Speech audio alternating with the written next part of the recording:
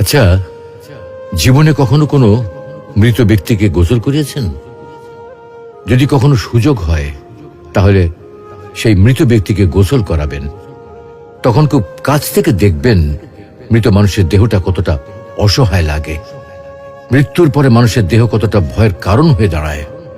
সুযোগ পেলে রাতে লাশটা পাহারা দেবেন, তখন বুঝতে পারবেন প্রিয় মানুষটার লাশ রাতের বেলায় আপনার কাছে কতটা অদ্ভুত লাগে, কতটা ভয়ের কারণ হয়ে ওঠে, কতটা আতঙ্কের কারণ হয়ে যায়।